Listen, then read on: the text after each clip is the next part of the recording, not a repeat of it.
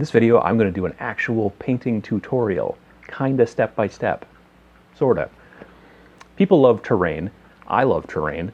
And one of the pieces of terrain that is hard to sort of find, or at least used to be, was a statue. There were lots of castles, there were lots of forests, hills, things like that, but a decent looking statue was kind of hard to come by. Our friends over at Games Workshop, a couple of years ago, released a set called the Honored Imperium. I don't know if you can see this or not. This guy is, he's a big cool space marine captain, and he's a statue. He's got like a shield and a sword, and he's got a big cool cape and all that stuff, and he's a great looking figure. I put him together about 2-3 days ago, and then last night, after I got home from work, I primed him. That's step 2. Technically step 1, put the guy together. Or if you're going to use something else as a statue, like an action figure or whatever you want, obviously get it together, and then you want to prime it. So I take it outside, and I just start spraying it with, actually I'm here using some Krylon camouflage paint. It's ultra flat, ultra matte, and it sticks to plastic like crazy, so I love to use it. I could also use my airbrush if I wanted to, and if you had an airbrush you could use something like that, but I kind of figure doing it this way I can kind of show you some, you know, if you're not too into it yet, you can start seeing what to do with the spray can. After it dries a bit, I knock it over and I spray it from the bottom kind of, so you can make sure to get it in all the little reaches where you can't necessarily always get by just spraying it standing up. You also flip it over onto his tummy, and you spray his back and behind his cape and up underneath the backs of the knees and all those different places. Another step that I added in is I also then took a dark gray primer and I just spritzed him from above to just kind of give him that extra sort of highlight.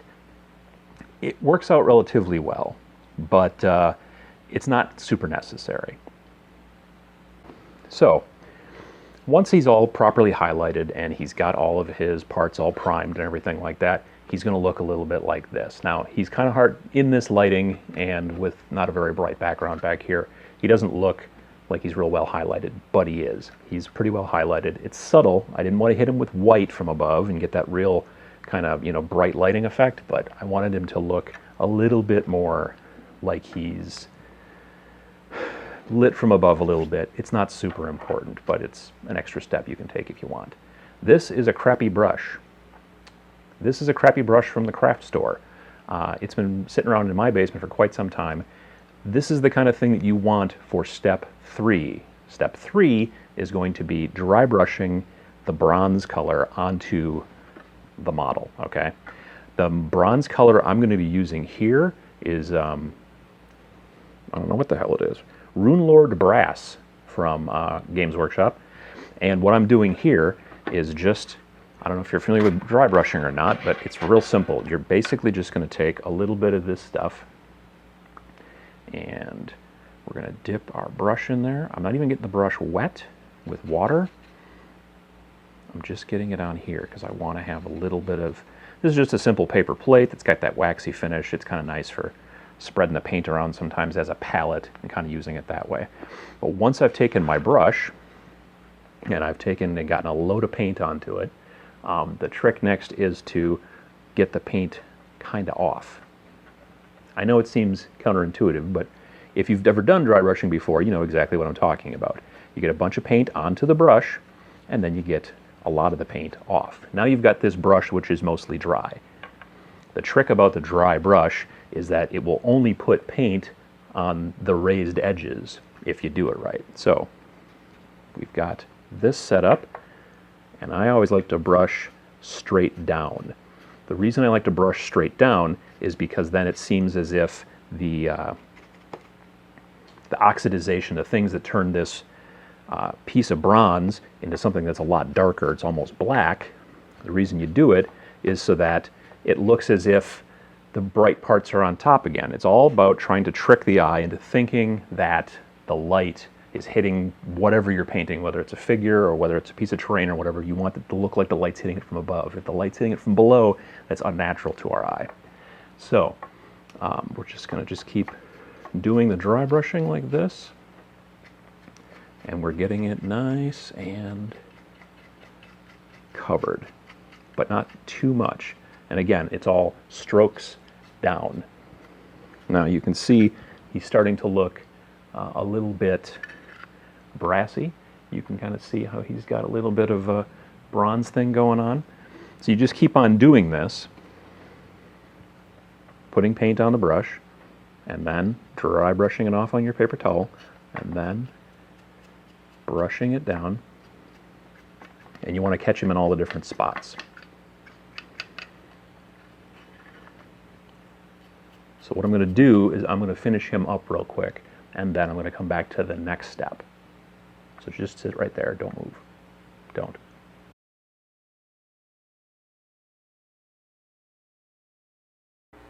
Okay, no fooling, that was actually probably about 5 minutes. And this is the final result. I'm going to try to get him in on the close cam so you can see him a little bit better, but you can see how even here, he's kind of metallic. He's got definitely like a thing going on, but it's dark. He's been outside for a long time.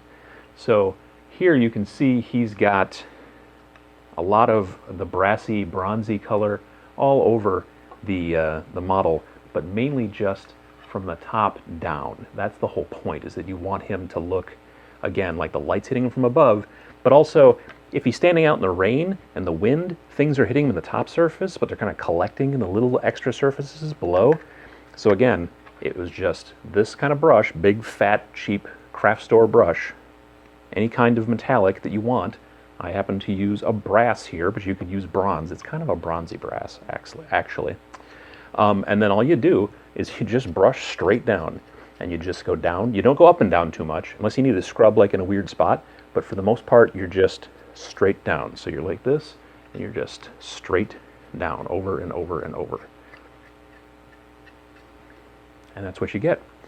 Now, the next step, which is the fourth, fifth, I should really start writing these down. The next step is what's known as the patina, or if you're fancy, the verdigris, or verdigris. I'm not sure, it's probably French. But it's the kind of greenish looking kind of effect that you see on old metal stuff when it's been sitting outside for a long time. It's not rust. Rust is for ferrous metals, like things that have iron in them. This is more like your coppers, your brasses, and your bronzes. When you put up a new statue, it's usually quite bright and shiny, but after a number of years, sometimes even only after a number of months, it starts to get this patina, this kind of blue-greenish, turquoisey kind of stuff all over it. So we're going to make our own with a little bit of green and a little bit of sky blue. This is scorpion green. This is an older GW color that I just happen to have, but find something like scorpion green if you want to. And this is sky blue from Reaper, who Reaper doesn't change their names constantly, so they probably still have it for sale. But you take these two colors and you put them together, mix them, throw a little water in there. You want to make a wash, but there's an extra ingredient that's really important. The important ingredient is alcohol. Now, this is not the drinking kind of alcohol. I know this is alcohol because I've written very faintly in very old Sharpie that this is alcohol. This is like your rubbing alcohol kind of stuff. What this is going to do to your wash is it's going to, how can I explain it? It's something, from what I understand, that's known as a filter. And a filter in scale modeling is, a lot of us probably know what a wash is. It's a piece of, it's a pigment that's been very watered down, and it collects in all the crevices and it adds detail to the model by making the recessed areas darker. What a filter does is it keeps some pigment out in all the flat spaces. Why do you do that? When you see a tank, like a military tank that's been outside, like in a park for, decades, it doesn't look shiny. It doesn't look even dark. It has this sort of like flat film on it that's like a lighter color. If you were to go and polish it, maybe you could get the paint down to the point where it was dark again, but it's always going to have this sort of like just kind of imperceptible lightness to it. That's what a filter does. And with your statue, you want not just green in the crevices, you kind of want it all over the place. And from what I've found, alcohol does that perfectly. I believe I got this tip originally from Mr. Awesome Paint Job himself, Lester Bursley. Not directly from him, but from one of his excellent videos. And it's something that he uses, I think, both for rust washes and for a patina, a green verdigris wash. So I've got here one of the orangey red backed GW brushes, because I'm one of those guys that seems to like GW brushes for whatever reason. I know everybody else tells me I'm nuts, but it's a big wash brush. I would use that instead of this for the next step. So I'm going to take some of the green. Can we see what we're doing here? Yes, we can. I'm going to take a little bit of the green, and we're going to take a little bit of the, and we don't need a ton, honestly. I'm going to get some of the green, and then this is in a squeeze bottle, so we can give some, if we can get some out. I've got way too much probably now, but we're going to mix it all together. And what we're going to get, hopefully, is like a turquoise color. That's what we're looking for. But just a touch more on the green side of turquoise. I'm going to grab a little bit of water and throw it in there. It's a little too green, so we're going to throw in a little bit more blue. This is more the sky blue. You could, depending on what you've got, you might have to throw some white in there. If you've only got like darker colors of greens and blues, you might have to go back that direction. But once you get it, you're going to kind of recognize it. You're going to say, oh, I've seen, a statue downtown that's covered in basically that color. This is much better here now. So we've got a definite, I don't know how well you can see that where it's actually focused, but yeah, this is definitely getting to the color that we're looking for. So we keep adding a bit more water, and then we're going to add a little bit of alcohol, not too much. Honestly, a couple of drops, maybe 2-3 drops. I've got a big bottle here, so I'm going to have to be careful and not pour all of it in there. But we're going to, there we go. Just a little bit. Probably couldn't see that, but it's there. Now you can see it starts to separate this stuff real quickly, but we kind of want that. We want it to act in. It kind of breaks up the paint a little bit, but also makes it so that it seems to stick to the big flat areas. We want more water. We want more water. Okay. I'm going to say this is about as good as we're going to get her. Just throw a little bit of water in there and miss, which is why you should always have a lot of paper towels. All right, now we've got a definite flow. It's a little bit more than milk, but that's what we're looking for. So just wipe that on the pants, it'll be fine. Here's our model. See if we can get him where we can all see him. All right, so we just start taking it and we just start brushing it. And just kind of frankly, wherever you want. It needs to kind of hit the tops of the, of the details, because it's going to soak in there, but you can start to see how it's really starting to make this look kind of cool. And like corroded, not corroded, but it's, like I said, oxidized. There's science behind what happens to brass and copper and bronze when they're sitting outside in the weather and in the oxygen.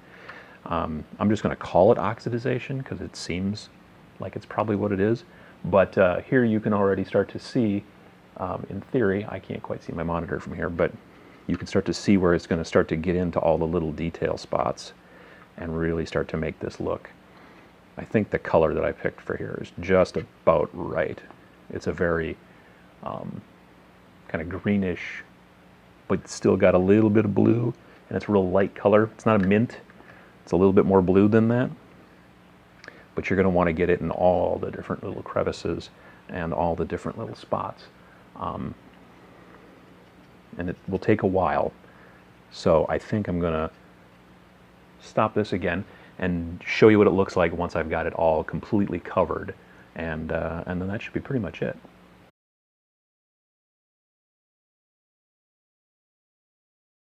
Okay, so again, no fooling, about 5 minutes. I just didn't figure you wanted to watch 5 minutes of me looking over the top of my glasses and doing this. So eventually maybe I'll start filming that and speeding it up, but I'm still new with this whole tutorial thing. But as you can see, this is what the model looks like when it is done, as far as completely covered in the green stuff. Not liquid green stuff, that's a whole different thing we could get into another time, but this is the actual patina paint, the wash that we've put on this thing. So you can see it has kind of gathered naturally. I was just, again, real fast and loose, just real wet. I'll throw some more on. Try and stop me. Watch. There I did. Look at that. So yeah, more green stuff, green paint, patina all over this guy, and he's probably going to be at least a good hour before he's completely dry. So once he's completely dry, I'll shoot some video of him, and I will probably put it in right here so you can see how nice he looks and how natural the stuff, the green paint, wash, alcohol mixture works. Gets into the crevices yet still stays in the flat areas, makes the whole thing look like it's old metal that has become basically oxidized from sitting outside, which is what metal does. When you're a statue, you sit outside. Statues in the inside, you see them from time to time, but it's rare. Anyway, this has been kind of a long video. I've been, I could say rambling, we could say rambling, but this is a very, very quick and easy process. I put it together, that was pretty quick. Spray painted it outside last night, that was pretty quick. That maybe took 15 minutes, and that was with me messing around with that kind of lighter gray to kind of give it the variance. But then the dry brushing seriously took 5-6 minutes, and this wash, this stuff, again, another 5-6 minutes. And you've got a pretty decent looking model, I think. So I hope that something like this will give you a little bit more pomp and circumstance, something that looks like, you know, a powerful statuary to a powerful whoever this guy is on your game board, and make your game board look that much nicer. And remember, it's quick and easy.